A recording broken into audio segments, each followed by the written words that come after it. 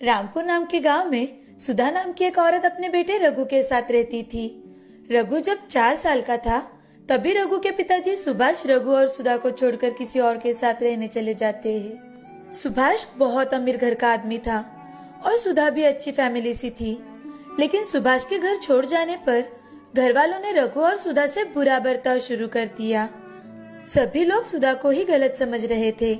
एक दिन उसके सास ससुर ने सुधा के माता पिता को घर बुलवाया और उन्हें सुधा के बारे में बहुत कुछ उल्टा पुल्टा सुनाया।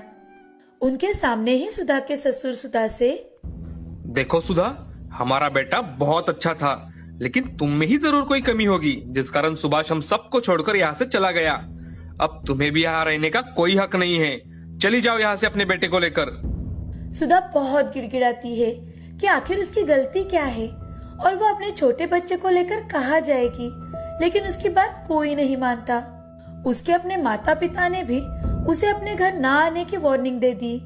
अब वो अपने 4 साल के बेटे रघु को अपने साथ लेकर घर से निकलती है। सुधा चलती जाती है, लेकिन उसे कोई रास्ता नहीं दिखाई दे रहा था। अब वो थकी हारी एक तालाब के पास पहुंच जाती है। बेटा रघु, तुम यही बैठो, मैं अभी तुम्हारे लिए पानी लेकर आती हूँ। हाँ? अब वो अपने छोटे बच्चे को पेड़ की छांव में रखकर पानी लेने तालाब पर पहुंच जाती है, तो उसकी नजर वहीं पर पास में एक छोटे से बतख पर जाती है जो बेहद खूबसूरत था। लेकिन वो खूबसूरत सा बतख किसी ने बिछाए हुए जाल में फंस चुका था और उसमें से बाहर निकलने की कोशिश कर रहा था। उसे देख सुधा, वाव, कितना सुंदर है ये।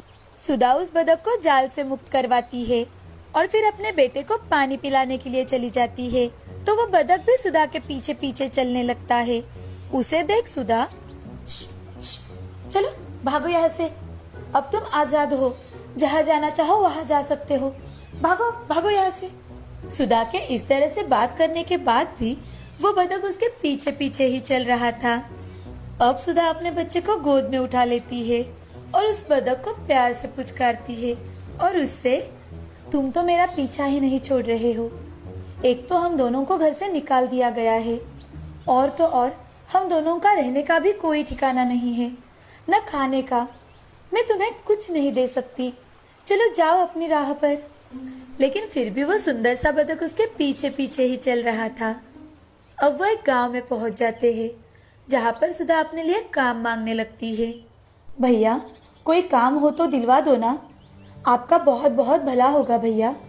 उसी गांव में राम नाम का एक भला आदमी रहता था जो सुधा को काम देता है और सुधा से, बहन, क्या तुम खेत में काम कर सकोगी? हाँ भैया, जरूर करूंगी।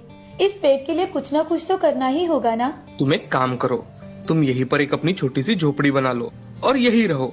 मुझे हमेशा काम के सिलसिले में बाहर जाना पड़ता है। मेरी माँ को भी तुम्हारा सहारा मिल जाएगा। लेकिन तुम हो कहाँ से? भैया, मुझसे ये सब मत पूछिए। बस मैंने आपको भाई कहा है और आपने मेरी जरूरत के वक्त मुझे काम दिया है, तो मैं आपका एहसान कभी नहीं भूल पाऊंगी। अब सुधा वही रहने लगती है। खेत में ही राम की मदद से एक छोटी सी झोपड़ी बनाती है और अब अपने बेटे रघु और बतख के साथ रहने लगती है। खेत में काम करने के साथ साथ राम के माँ की भी देखभाल किया करती थी। ऐसे ही दिन बीत रहे थे। 1 साल बीत चुका था।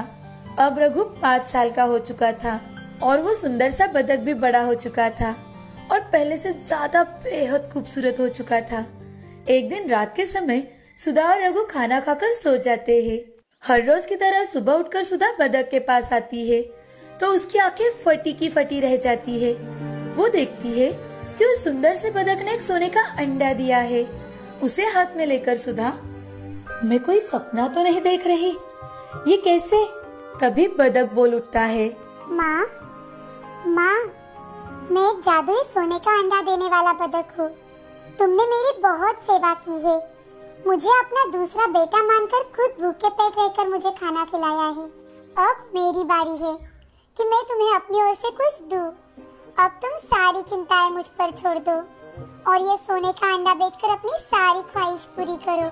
ये सुनते ही सुधा उस बतख को गले लगा लेती है और उसकी आंखों में से आंसू आने लगते हैं। अब वो बतख हर रोज एक सोने का अंडा देता है और सुधा उस अंडे को राम के हवाले कर शहर बेच कर आने के लिए कहती है।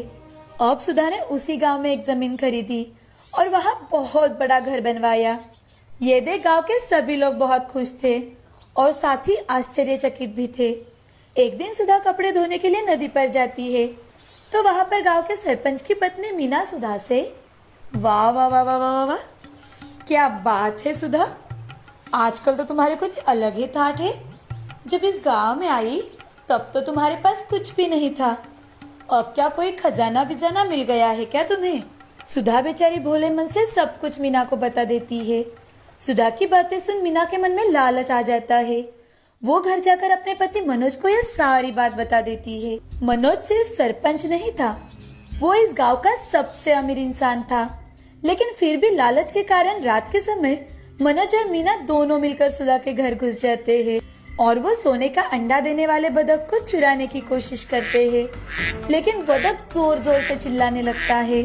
उसका शोर सुनकर सुधा भागते हुए बतख के पास जाती है। तब तक मनोज और मीना वहां से भाग चुके थे। सुधा को देखकर बतख भी शांत हो चुका था। सुधा रात भर वहीं पर सो जाती है। अब दूसरे ही दिन से मनोज उस बतख पर नजर रखने लगता है ताकि जब वो अंडा देकर बाहर जाए तो मनोज उसे उठा ले, चुरा ले। एक दिन बतख सुबह अंडा देकर बाहर घूमने के लिए निकलता है, तभी मनोज वो अंडा चुरा लेता है